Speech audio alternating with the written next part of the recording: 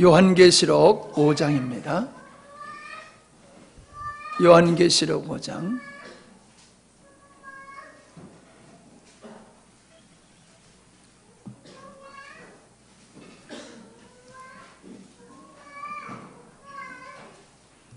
(1절로) 7절까지 우리 한 절씩 나눠서 교독하시겠습니다. 내가 봄에 보좌에 앉으신 이후에 오른손이 차게 있으니 안팎으로 썼고 7인으로 봉하였더라.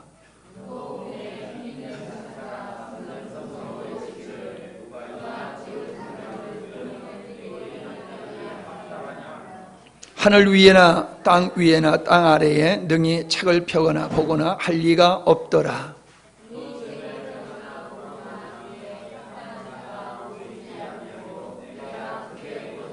장로 중에 하나가 내게 말하되 울지 말라. 유다 지파의 사자 다윗의 뿌리가 이기었으니 이 책과 그 7인을 떼시리라 하더라.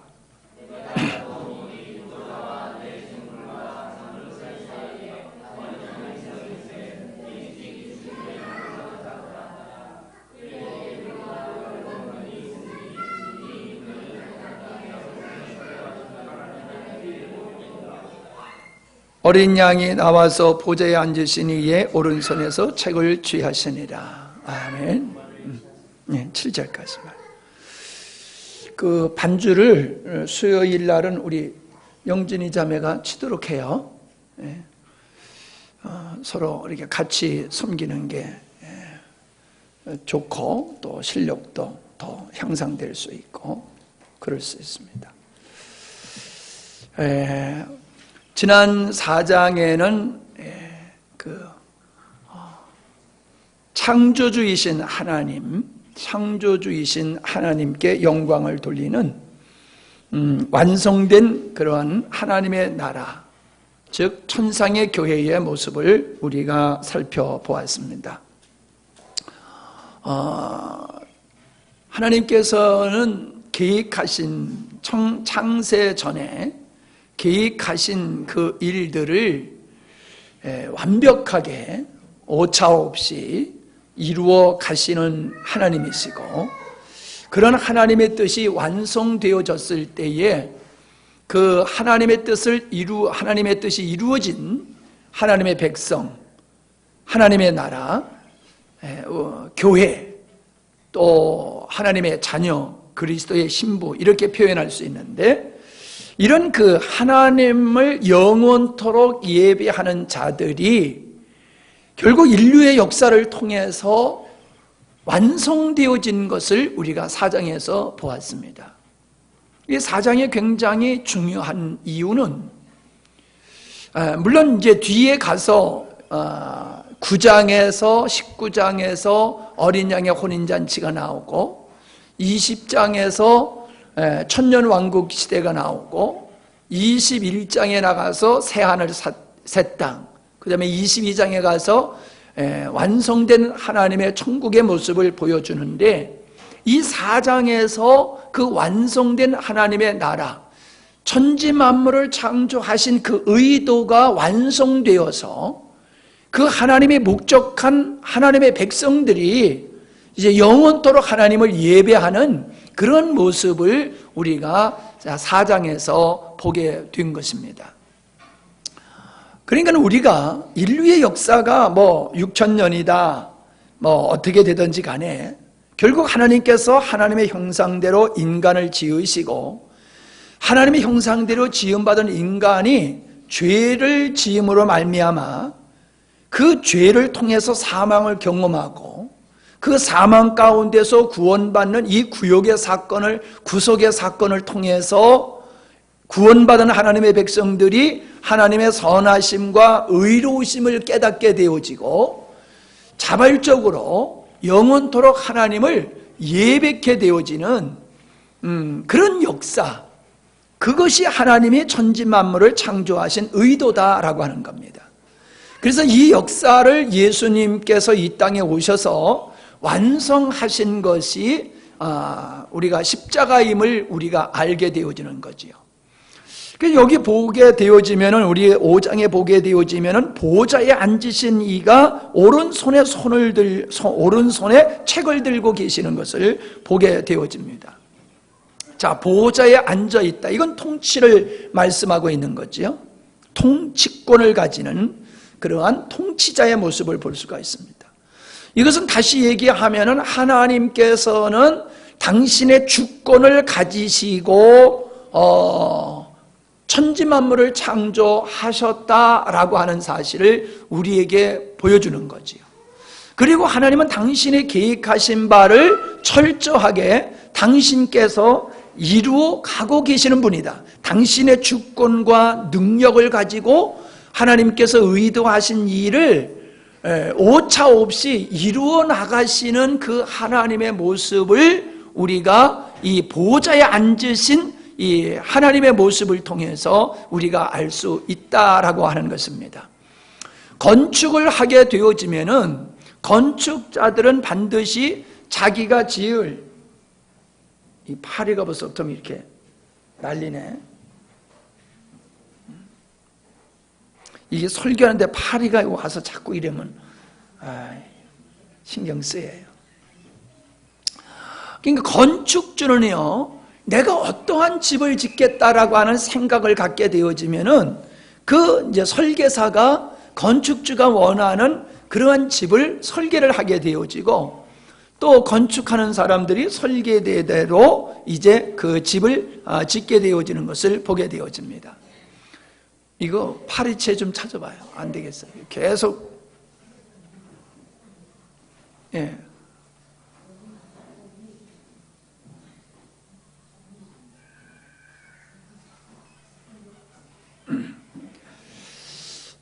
거기 계속 붙어 있으라. 그전에는요, 머리숱이만 했을 땐 파리가 앉아도 상관이 없었는데 머리숱이 적으니까 파리가 앉으면요 간질간질 거려가지고 요 앉았다 간 자리도요 이 긁어야지 돼요. 이게 아주 엄청 간지러워요. 참. 자, 그래서 이제 설계를 한 그 설계도를 보면은요, 그 설계대로 조감도를 그리잖아요. 이 설계대를 보면은 모르지만 조감도를 보면은 이 건물이 완성되면 이런 건물이 되겠구나라고 하는 거를 됐어요. 그냥 놔두셔. 말씀 듣는 게 더 중요해요. 예. 그 조감도를 보면은 완성된 모습을 볼 수가 있는 거지요. 바로 이 요한계시록 4장이 바로 그런 것이라는 거예요. 하나님의 천지 창조의 의도가 완성된 후에 그 하나님의 목적이 이루어진, 그래서 하나님의 백성들을 얻으시고 그 백성들은 그냥 백성이 아니라 죄를 통과하고 구속을 통해서 하나님의 사랑과 은혜와 자비하심을, 의로우심을 깨달은 자들, 그래서 스스로 자발적으로 하나님을 영원토록 예배할 자들을 얻으시고 그들이 천상에서 하나님을 예배하는 모습, 그 조감도를 보여주는 게 4장이다라고 하는 겁니다. 이제 5장에서부터는 이제 그 복음에 관한 이야기가 나오고, 이제 겉으로 보면은 심판에 대한 얘기가 나오는 건데, 그 중간중간에 보면은 복음에 관한 내용들이 있음을 우리가 보게 되어집니다. 그러니까 1장 1절로 8절을 보면 이제 서론이고요. 1장 9절로 3장을 보게 되면 이 땅에 불완전한 전투하는 교회가 나오고요. 4장과 5장을 통해서 천상에 완성된 교회를 보게 되고요. 6장을 통해서 이제 7인의 심판이 시작되어지는데, 7장에 가서는 흰옷 입은 14만 4천 명이라고 하는 하나님의 백성의 숫자가 나옵니다. 이 14만 4천은 꼭 그 숫자에 매이면 안 되지요. 구약 12지파의 그 12지파, 그거를 상징한 것임을 우리가 알게 되지요. 그 다음에 이제 8장과 9장을 보게 되어지면 나팔 대접 심판이 나오게 되어지는 것을 보게 되어집니다. 요한이 근데 10절에 보면요, 10절에 보면 요한이 두루마리 책을 먹게 되어지는 걸 보게 돼요. 두루마리 책을 먹고 그 책에 기록된 말씀을 증거하게 되어지는, 복음을 증거하는, 먹은 것을 다시금 증거케 하는 말씀이 10장에 나오고, 11장에는 두 증인들이 복음을 전하는 그러한 말씀들이 있음을 보게 되어집니다. 그래서 이제 그 뒤는 나중에 또 말씀을 드리더라도요, 이런 인나팔, 인때는 인심판 속에서도 9장 마지막에 보면요, 그들이 회개치 않는 모습이 나와요. 다시 한번 봅시다. 9장 10,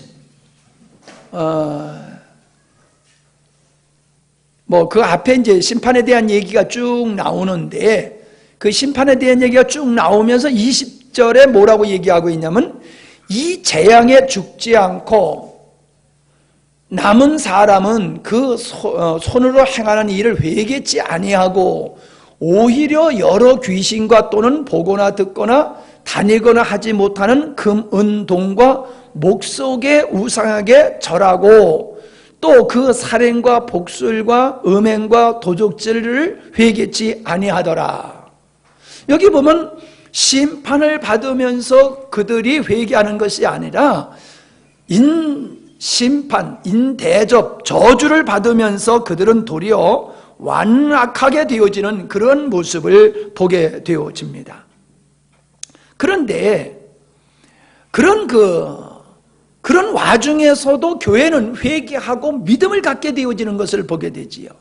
그것이 이제 10장에서의 말씀을 보게 되어지면은 하나님의 말씀을 먹으라고 하는 말씀을 받게 되어지는 걸 보게 되지요. 8절, 10장 8절부터 보십시다. 하늘에서 나서 내게 들리던 음성이 또 내게 말하여 가로되 네가 서서 바다의 땅을 밟고 섰는 천사의 손에 펴 놓인 책을 가지라 하기로, 내가 천사에게 나아가 작은 책을 달라 한즉 천사가 가로되 갖다 먹어버리라. 네 배에는 쓰나 네 입에는 꿀같이 달리라 하거늘, 내가 천사의 손에서 책을 갖다 작은 책을 갖다 먹어버리니 내 입에는 꿀같이 다나 먹은 후에 내 배에서는 쓰게 되더라. 저가 내게 말하기를 네가 많은 백성과 나라와 방언과 임금에게 다시 예언하여야 하리라. 읽은 말씀을 다시금 전해야 된다라고 하는 말씀을 하고 있고요. 11장에서는 그 두 증인들이 복음을 전하게 되어지는 그런 말씀이 기록되어 있음을 보게 되어집니다. 그런데 이 요한이 받아서 먹게 된 그 작은 책이 무엇이냐? 그게 에스겔서에 그게 나와 있어요. 에스겔서 2장 9절로 10절의 말씀에 보면은 에스겔서 2장 9절로 10절입니다. 내가 보니 한 손이 나를 향하여 퍼지고 그 손에 두루마리 책이 있더라. 그가 그것을 내 앞에 펴시니 그 안팎에 글이 있는데 애가와 애곡과 재앙의 말이 기록되었더라. 자, 3장 1절로 3절입니다. 에스겔서 3장 1절로 3절. 그가 또 내게 이르시되 인자야 너는 받은 것을 먹으라. 너는 이 두루마리를 먹고 가서 이스라엘 족속에게 고하라 하시기로 내가 입을 벌리니 그가 그 두루마리를 내게 먹이시며 내게 이르시되 인자야 내가 내게 주는 이 두루마리로 네 배에 넣으며 네 창자에 채우라 하시기로 내가 먹으니 그것이 내 입에서 달기가 꿀 같더라. 그러니까 요한이 사도 요한이 10장에서 받아 먹은 이 작은 책이 무엇냐? 에스겔서를 통해서 하나님께서 보여주신 그 말씀을 그대로 인용하고 있는 것을 보게 되어집니다. 그러니까 하나님께서 지금 보좌에 앉으신 하나님께서 오른손에 책을 가지고 있는데 이 책의 내용이 뭐냐라고 하는 거예요. 이 책의 내용이 이 체역의 내용이 한쪽으로서는 애가와 애곡과 재앙의 말이 기록되어 있다는 거예요. 그러니까 인심판, 나팔심판, 대접심판과 같이 믿지 않는 자들에게 임하게 되어지는 하나님의 진노의 말씀이 기록되었다는 것이에요. 그런데 3장에 가서는 이것을 먹어라. 그리고 이걸 다시금 먹은 것을 예언하라고 하는 것은 복음적인 것을 말씀하고 있는 거예요.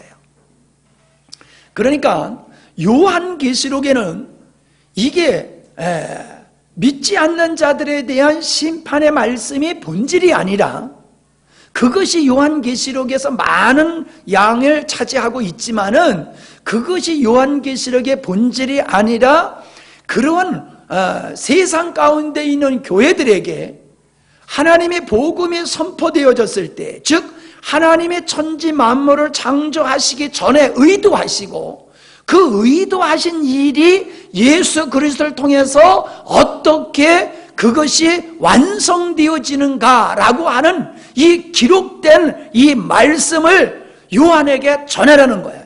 전하라.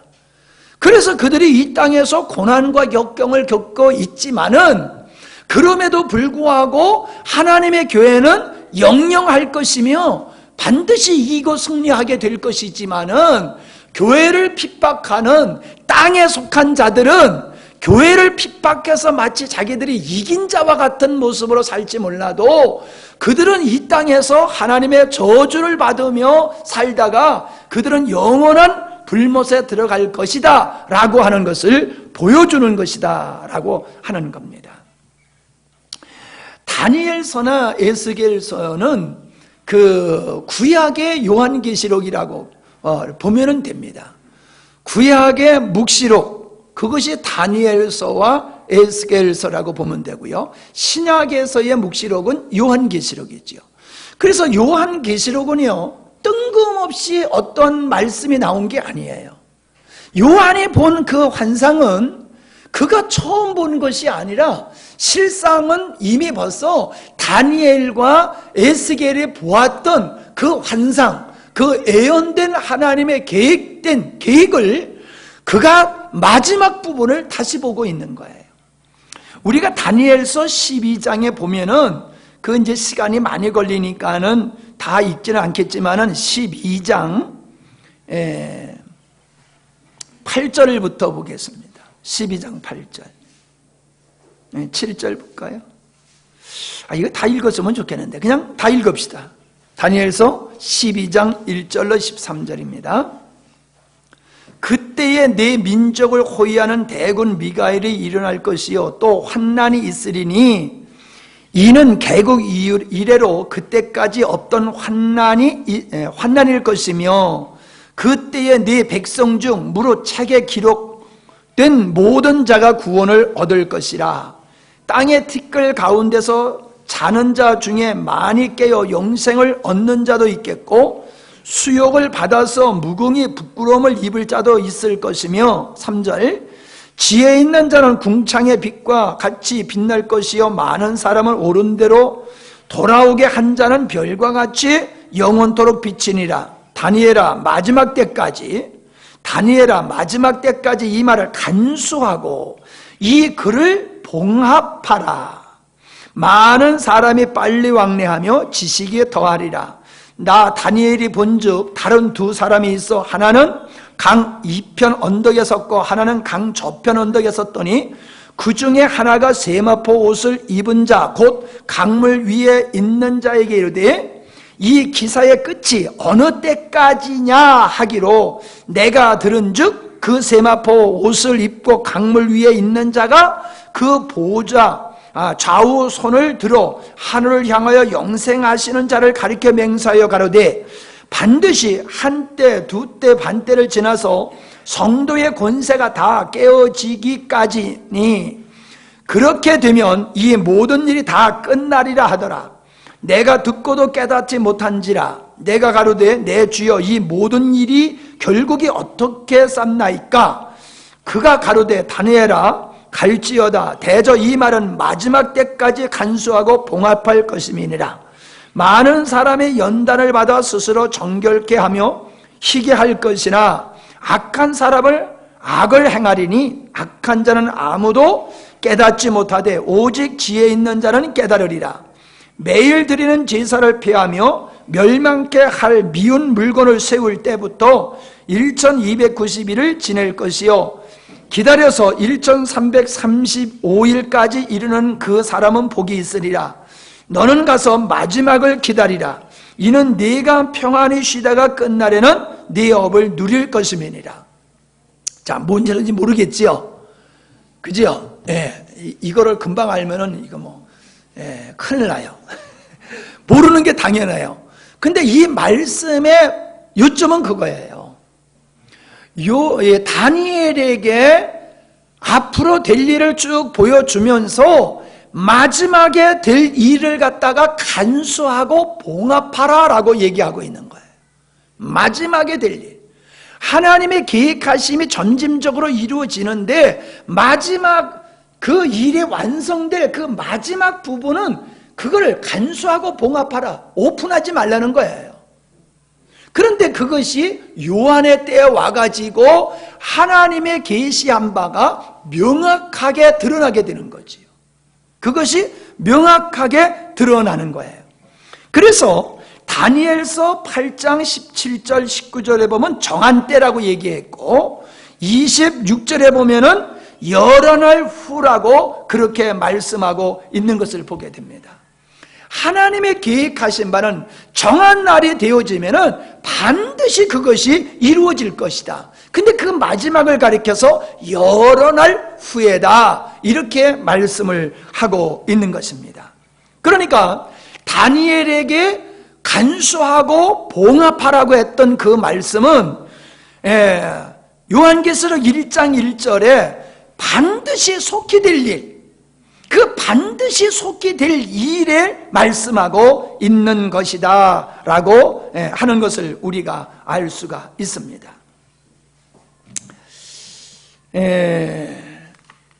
이사야서 29장 이것도 이제 같은 말씀이니까는 그냥 넘어가도 될 것 같은데 그냥 들으시기 바랍니다. 29장 11절로 12절입니다. 모든 묵시가 너희에게는 마치 봉한책의 말이라. 그것을 유식한 자에게 주며 이르기를 그대에게 청하노니 이를 읽으라 하면 대답하기를 봉하였으니 못하겠노라 할 것이요 또 무식한 자에게 주며 이르기를 그대에게 청하노니 이를 읽으라 하면 대답하기를 나는 무식하다 할 것이니라. 뭔 얘기입니까? 예언된 말씀은 이게 아무에게나 이게 오픈되는 게 아니라는 거예요. 이건 성령에 감동된 사람만이 이 말씀을 깨달을 수 있는 것이고 그것이 마지막 때에 이루어질 예언된 말씀이다 라고 하는 것을 보게 되어집니다. 근데 중요한 것이 뭡니까? 이 예언된 그러니까 한마디로 얘기하면 보호자에 앉으신 분이 오른손에 책을 들고 있는데 이것은 하나님께서 천지 만물을 창조하시고 그것을 이루어 가실 그 모든 것을 기록한 책이다 이 말이에요. 설계도와 같다는 거예요. 아멘? 예. 그러니까 반드시 이루어지는 거지요. 반드시 이루어지게 되는 거지요. 그것이 뭐냐? 믿는 자들을 그러니까 하나님께서 인류의 역사를 통해서 하나님의 백성들, 하나님을 영원토록 예배하는 자들을 만들어낼 것이며 반대로 하나님을 영접지 않는 자들은 심판에 이르게 될 것이다 라고 하는 것이 오른손에 들고 있는 그 책 속에 기록되어 있다라고 하는 겁니다. 그런데 이 책을 3절을 보시기 바랍니다. 2절 또 봄에 힘있는 천사가 큰 음성으로 외치기를 누가 책을 펴며 그 인을 떼기에 합당하냐라고 질문을 하는 것을 보게 되어집니다. 이 말은 힘있는 천사라고 하는 것은 천사의 계급을 얘기하기보다도 이 천사의 역할에 대해서라고 보면 되겠어요. 이 그러니까 그 책에 기록되어 있는 모든 예언의 말씀이 이루어지는 건 너무나도 엄청난 사건이에요. 그 엄청난 사건, 인이 떼어야지만이 역사가 일어나는 거거든요.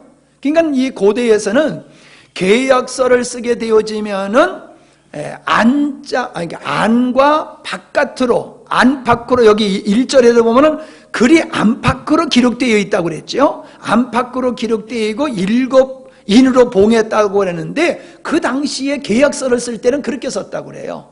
종이 한 장에다가 바깥쪽에는 대략적인 걸 쓰고 안쪽에는 아주 섬세하게 계약의 내용을 썼다고 그래요. 그리고 그거를 인을 봉하는데 하나만 봉하는 게 아니라 7인을 봉해가지고 완벽하게 봉하는 그런 계약 문서 의식이 있었다고 그럽니다. 그러니까 지금 사도 요한은 그 모습을 그대로 인용해가지고 이제 사용하고 있는 모습을 보게 되는 거지요. 그런데 인이 떼져야지 열 수 있잖아요. 인을 떼버려야지 그 안에 내용을 볼 수 있고, 인이 떼져야지 그 안에 내용이 실현될 수 있는 것이란 말이죠. 그러니까는 이 인이 떼어져야지만이 이 책의 내용이 이루어질 수 있다라고 하는 것은, 이 책의 내용을 이룰 수 있는 사람은 누구냐? 3절에 보니까는 하늘 위에나 땅 위에나 땅 아래에 능히 책을 펴거나 보거나 할 리가 없더라. 그러니까 책 내용을 완성할 사람은 하늘 위에나 땅 아래나, 즉 우주적인 범위를 얘기하는 거예요. 우주적인 그 범위를 얘기하면서 우주적에 속하여 있는 모든 어떤 존재도 하나님이 계획하신 바를 이룰 존재가 없다는 거예요. 그래서 여기 보니까는 요한이 통곡을 하게 되어지는 것을 보게 되어집니다. 하나님의 뜻이 반드시 이루어져야 된다는 거예요. 하나님의 계획하신 바가 반드시 이루어져야 되는데 이것이 이루어지지만 안 된다는 거지요. 그래서 그가 애통하는 모습으로, 우는 모습으로 나타나는 것을 보게 되어집니다. 그때에 장로 중에 하나가 내게 말하되 울지 말라. 왜 울지 말라? 길이 있다는 거예요. 어떤 길이 있느냐? 유다 지파의 사자와 다윗의 뿌리가 이긴 자인데, 그가 이 책과 그 7인을 떼시면서 그 말씀, 기록된 말씀을 완성해 가실 것이다. 그러니 울지 말라, 이렇게 위로하고 있는 모습을 보게 되어집니다. 그러니까 하나님이 천지 만물을 창조하시기 전에 의도하신 그 의도는 누굴 통해서 이루어지느냐? 반드시 예수 그리스도를 통해서 이루어지는 것이다 라고 하는 것입니다. 그게 이제 6절에서 얘기하고 있는 것이거든요. 내가 또 보니 보좌와 네 생물과 장로들 사이에 누가 있느냐? 보좌와 장로들, 교회 사이에요. 교회. 보좌 주위에 24장로가 있다라고 하는 것은 바로 구원받은 백성들이 있다는 거지요. 그런 하나님과 백성들 사이에 누가 계세요? 예수님이 계세요. 근데 거기에 보니까는 6절과 7절을 보니까는 예수님을 어떻게 표현하고 있냐면은 이 어린 양이 섰는데, 어린 양, 구약의 6월절 어린 양, 우리가 금방 생각이 나지요? 어린 양, 그는 죽임을 통함으로 말미암아 인류를 구원하고 하나님을 영원토록 예배할 백성을 얻으신 분이에요. 그러니까 예수님의 십자가를 통해서 그분이 하나님이 의도하신 일을 이루셨다는 거예요. 그래서 예수님만이 이 임봉한 것을 떼고 계획하신 하나님의 뜻을 이룰 수 있는 유일한 분이다 라고 하는 것을 보게 되어집니다. 자, 그분이 오른손에 책을 취하셨어요. 오른손에 있는 책을 취하셨어요. 왜 취했어요? 이루기 위해서. 하나님이 계획하신 바를 이루기 위해서 예수님은 책을 취하셨다는 거예요. 그게 뭐예요? 십자가를 지심이에요. 예수님이 하나님이신 그분이 이 땅에 오셔서 그분이 십자가를 십자가를 지고 죄인들을 위해서 대속의 제물로 죽으시고 부활하심을 통해서 어떻게 됐어요? 하나님의 뜻을 이루셨다는 거지요. 그러한 하나님의 뜻을 이루신 예수 그리스도를 가리켜서 5절에 보니까는 유대 지파의 사자 다윗의 뿌리가 이기었다라고 말씀하고 있음을 보게 됩니다. 왜 예수님을 가리켜서 유다 지파의 사자, 그래서 그 그림에도 그렇고 항상 예수님은 유다 지파의 사자, 그래서 사자의 모습으로 예수님을 형상화하기도 하고 다윗의 뿌리다 이렇게 이제 이야기를 하고 있는데, 이것은 창세기 49장 9절에 보면은 그 야곱이 죽기 전에 12아들에게 예언을 하는 말씀이 나와요. 축복이지요. 축복인데 그게 예언의 말씀이거든요. 그런데 이 유다에 관해서 야곱이 어떤 축복을 하는지 한번 49장 9절을 보시기 바랍니다. 창세기 49장 9절.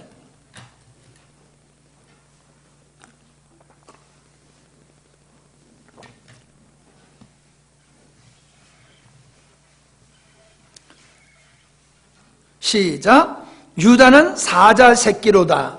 내 아들아, 너는 움킨 것을 찢고 올라갔도다. 그의 엎드리고 웅크림이 수사자 같고 암사자 같으니 누가 그를 범할 수 있으랴. 그러면서 거기서 홀이 떠나지 않을 것을 얘기하고 있어요.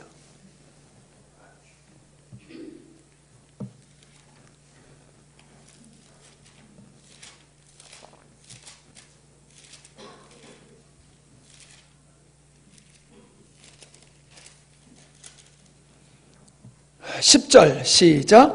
홀이 유다를 떠나지 아니하며 7위의 지팡이가 그 발 사이에서 떠나지 아니하시기를 실로가 오시기까지 미치리니 그에게 모든 백성이 복종하리로다. 그러니까 왕권이 떠나지 않는다는 거예요. 왕권. 그러면서 실로가 오시기까지, 이 실로가 온다라고 하는 것이 메시아를 얘기하는 거거든요. 메시아가 오시기까지 그 홀이 떠나지 아니하게 되어진다라고 하는 것은 유다의 후손 중에서 메시아가 올 것이다 라고 하는 예언의 말씀이에요. 이 유다 지파를 우리가 여호수아를 읽어보면요, 전쟁에서 항상 유다 지파가 제일 앞장서 나갔어요. 제일 앞장서서 전투를 했어요. 그리고 가장 넓은 땅을 소유하고 살았던 그런 지파였음을 보게 되어집니다. 그러니까 이 유다 지파에서 다윗이 있고 다윗의 후손에서 메시아가 나타날 것을 이야기했거든요. 그래서 바로 이 말씀을 근거로 해서 예수님을 다윗의 사자다 그렇게 이야기하게 되어진 것이고요. 이사야서 11장 1절에 보면은, 이사야서 11장 1절,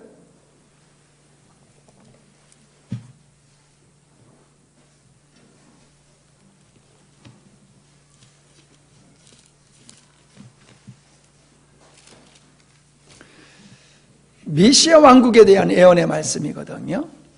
이새의 줄기에서 한 싹이 나며 그 뿌리에서 한 가지가 나서 결실할 것이요 여호와의 신 곧 지혜와 총명의 신이여 모략과 재능의 신이여 지식과 여호와를 경외하는 신이 그 위에 강림하시리니 그가 여호와를 경외함으로 즐거움을 삼을 것이며 그 눈에 보이는 대로 심판치 아니하며 귀에 들리는 대로 판단치 아니하며 공의로 빈핍한 자를 심판하며 정직으로 세상에 겸손한 자를 판단할 것이며 그 입에 막대기로 세상을 치며 입술의 기운으로 악인을 죽일 것이며 공의로 그 허리띠를 삼으며 성실로 몸의 띠를 삼으리라.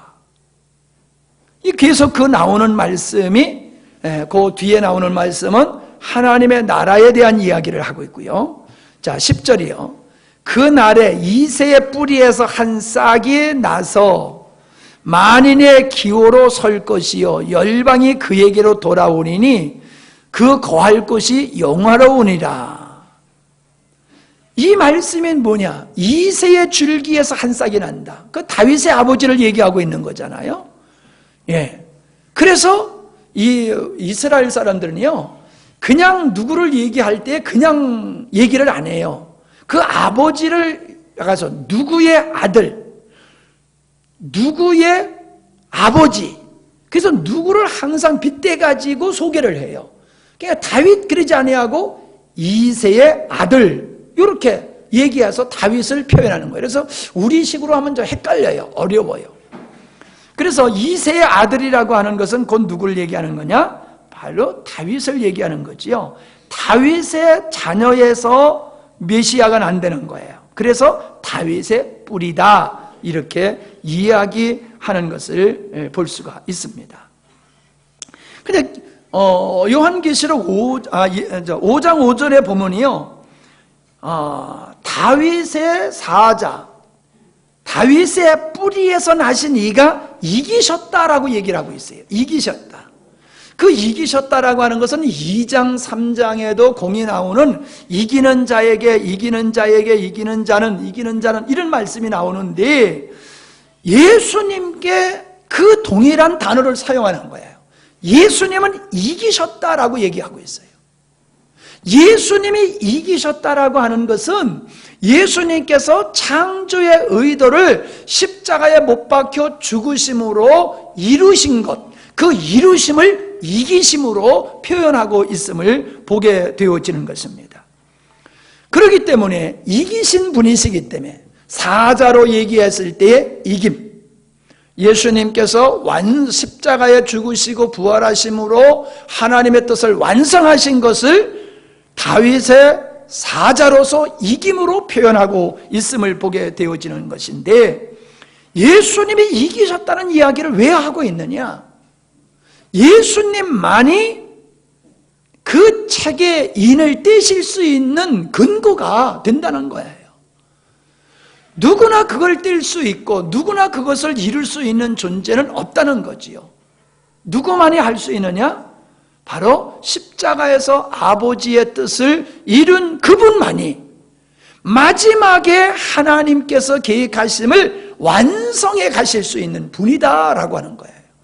그래서 전투하는 이 땅의 불완전한 교회 속에서 이기신 예수님께서 당신의 백성들과 당신의 자손들과 함께 하시면서 그들을 붙들어 주시고 이기게 하시고 승리케 하셔서 결국에 하나님께서 의도하신 일을 완성해 나가실 분이심을 말씀해 주고 있는 거예요.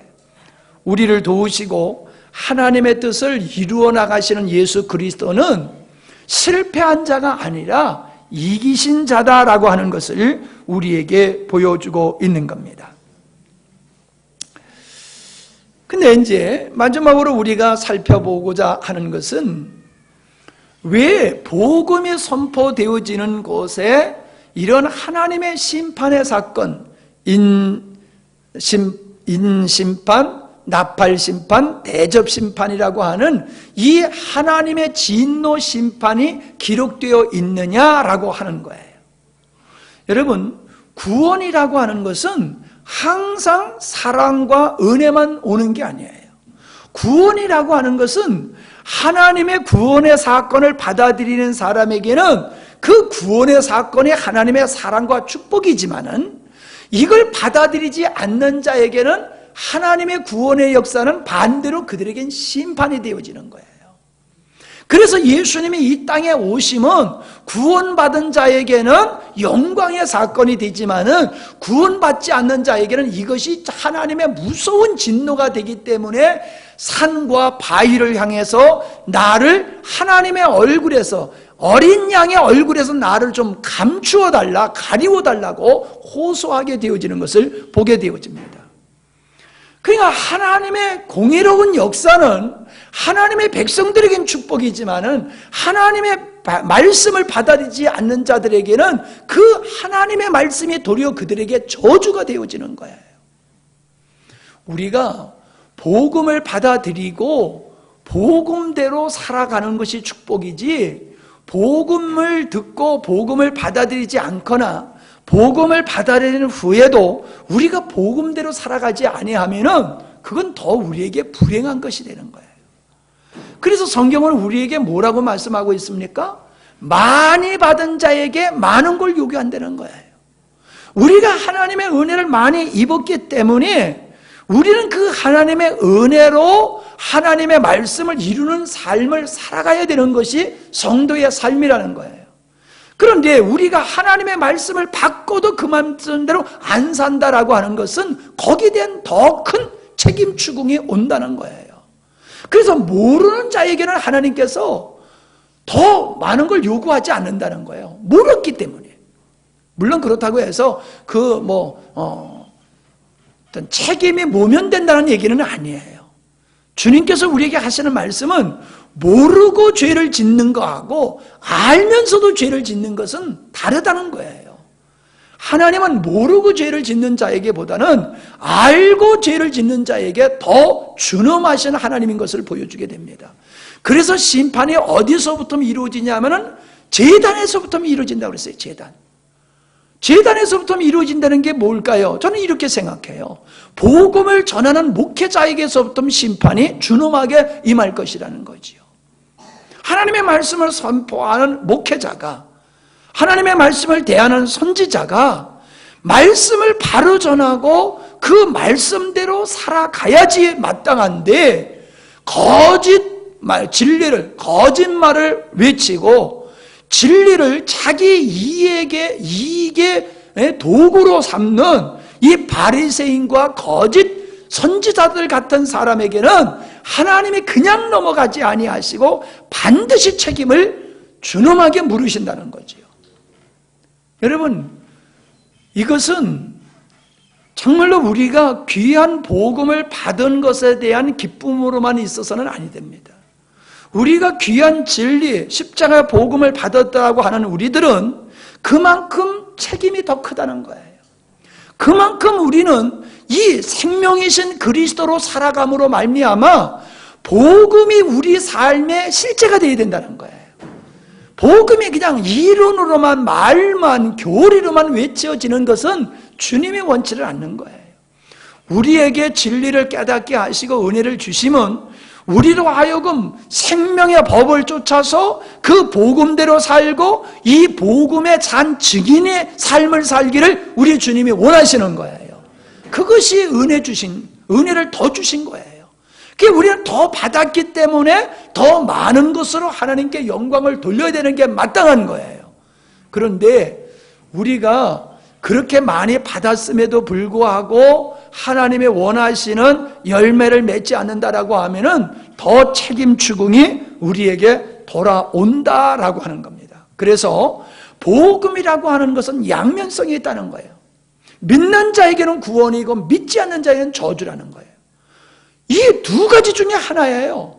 복음은 받아들이면 좋고 안 받아들이면 본질이 아니라는 거예요. 주 예수를 믿으라. 믿으면 축복이고 안 믿으면 뭐예요? 저주라는 거예요. 복음은 이런 양면성이 있는 거예요. 그러니까 복음은 선택이에요. 믿음은 선택이라고 생각하는데 아니에요. 사람들은 믿는 것은 자유의지에 달려있다고 생각을 합니다. 내가 믿을 수도 있고 믿지 않을 수도 있다고 생각합니다. 여러분, 그렇게 복음은 선택사항이라고 생각하면 안 됩니다. 복음은 반드시 받아들여야 돼요. 안 받아들이면 그 결과로 저주가 오게 되어진다는 거지요. 예수 안 믿으면 지옥 갑니다 말할 필요가 없어요. 예수님을 믿어야지만 천국 갑니다. 그러면 되는 거예요. 그럼 안 믿으면 어떻다는 거예요? 천국 못 간다는 얘기잖아요. 천국 못 간다는 얘기는 지옥 간다는 얘기잖아요. 그만을 하면 됐지. 꼭 예수 천당 불신 지옥, 예수 천당 불신 지옥 해가지고 괜히 물바가지 의도 쓰고 그럴 필요 없어요. 예수님을 믿어야지만이 천국 간다. 그러면 되는 거예요. 그거 하면 벌써 알아들어요. 그러니까 야, 예수님만 믿어야지 천국 간단 말이냐? 그러면 우리는 다 허당이란 말이냐? 그래가지고 시비를 거는 게 모든 종교잖아요. 모든 종교가 기독교를 아주 그냥 떼거지로 미워하고 싫어하는 이유가 어디 있습니까? 구원의 길은 오직 예수다. 이것을 그들이 인정을 하지 않기 때문에 그러는 거예요. 받아들이지 못하기 때문에 그런 거예요. 그래서 우리는 여기에 나타난 인심판, 나팔심판, 대접심판이라고 하는 것은 복음을 받아들이지 못한 자들에게 임하는 것이고, 그런 가운데서도 하나님께서는 이러한 복음을, 이 책을 받아 먹은 자, 즉 하나님의 그 창조의 경륜과 구원의 하나님의 계획과 십자가를 통해서 그 계획이 이루어짐을, 그걸 먼저 먹고 먼저 믿고 이걸 전하는 자들에 의해서 이 땅에서 하나님의 백성들을 얻게 되는 것임을 믿으시기를 바랍니다. 그러므로 여러분, 우리는 복음을 전하는 삶을 생활해야 됩니다. 분명히 받아 먹은 후에 다시 애연하여야 하리라고 말씀하고 있어요.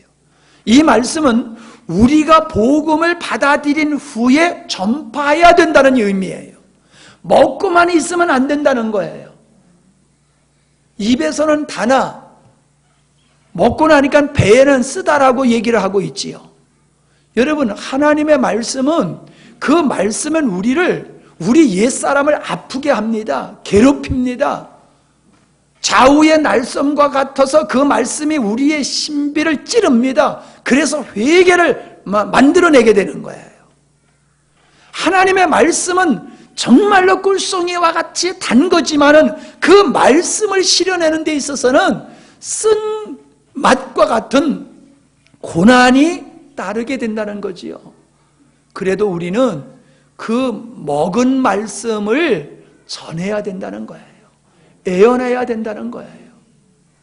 여러분, 물론 제가 좀 더 여러분에게 잘 가르치고 훈련했으면 좋겠지만은 제가 부족한 것은 어쩔 수 없는데, 그래도 불구하고요, 여러분들이 이 복음을 먹는, 이 책을 먹는 일에 있어서 여러분들이 개인적인 노력이 있어야 돼요. 여러분이 베레아 사람들과 같이 이 성경을 읽고 진리를 추구하고 진리를 요약하고 이 진리를 내가 완벽하게 이해함으로 말미암아 어떤 사람에게도 이 복음을 전할 수 있는 능력자들이 돼야 돼요. 이건 여러분이 예수 복습을 해야 돼요. 여러분이 성경을 읽어야 되고 말씀을 들은 다음에 집에 가서 그 말씀이, 이 말씀이 어떠한 것인가를 다시 연구해야 되고 씨름해야지 그 복음이 비로소 내 것이 되지요. 주일날 나와가지고 이렇게 나와가지고 한 번 듣는 거 가지고 그게 내 것이 되는 게 아니에요. 그래도 또 귀는 훈련이 돼가지고 자꾸 듣다 보니까는 익숙해서 저 들었던 말씀인데 이건 알아. 그런데 그걸 말해라고 하면 못해. 그러면서도 자기는 다 알고 있다고 생각해요. 여러분, 내가 복음을 말할 수 없으면 그거 모르고 있는 거예요. 내가 복음을 말할 수 있어야지 그게 내가 복음을 이해하고 있는 것이고 그게 나의 삶이 되어지는 거예요. 제가 늘 여러분에게 말씀드리지만 나는 참 머리가 별로 안 좋은 사람이에요. 그런데도 복음을 전하는 일에 있어서는 막힘이 없어요. 왜 막힘이 없습니까? 내가 암기를 잘해서가 되는 게 아니에요. 내가 복음에 대해서 이해를 하고 있고 그게 내 인격이 되고 내 삶이 되니까는 어느 방향이든지 이 복음이 모습을 달리해가지고 어떤 사건과 사안에 따라서 복음을 전할 수 있는 그 능력이 있는 거예요. 그걸 가르쳐야 되고 그걸 훈련해야지 그게 된다고 생각하면 그 오산이에요.